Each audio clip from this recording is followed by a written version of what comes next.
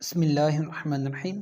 سوال کیا گیا ہے کہ سجدے کے اندر کتنی انگلیاں لگانا جو ہے یہ ضروری ہیں، کتنی لگانی چاہیے۔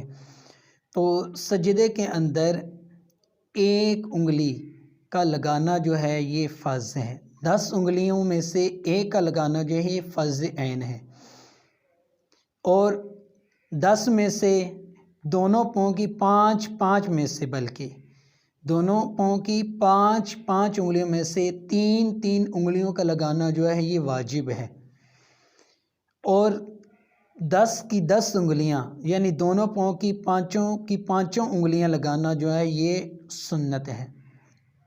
اب اگر کسی بندے نے ساری انگلیاں نہیں لگائیں تو اس کا فرض جب وہ ادا نہیں ہوگا، اگر سجدہ نہیں ہوگا تو اس کی نماز بھی نہیں ہوگی۔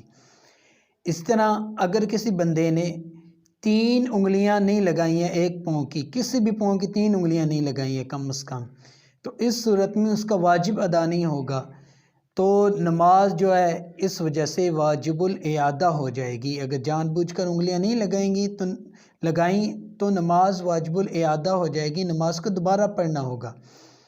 اور اگر 10 کی 10 انگلیاں نہیں لگائی ہیں تو یہ خلاف سنت ہے، چاہیے کہ 10 کی 10 انگلیاں لگانا چاہیے۔ اب یہ کہ انگلیاں لگانی کیسے ہیں؟ انگلیوں کا پیٹ لگانا ہے، انگلیوں کا پیٹ لگانا ہے۔ اگر کسی نے انگلیوں کا سرا لگایا، پیٹ نہیں لگایا، تو اس صورت میں سجدہ نہیں ہوگا۔ اب جیسے یہ دیکھیں انگلیاں جو ہیں یہ اس کا یہ سرا ہے، اب سرا لگا کر ایسے سجدہ کرتا ہے تو سجدہ نہیں ہوگا۔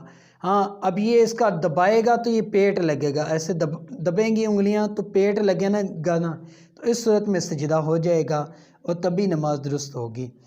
پیارے اسلامی بھائیوں، ہم میں سے کوئی بندہ کسی شعبے کے اندر جاتا ہے تو اس کا علم حاصل کرتا ہے، لیکن افسوس کی بات ہے کہ ہم نماز پڑھتے ہیں لیکن ہمیں نماز کے بارے میں علم نہیں ہوتا ہے۔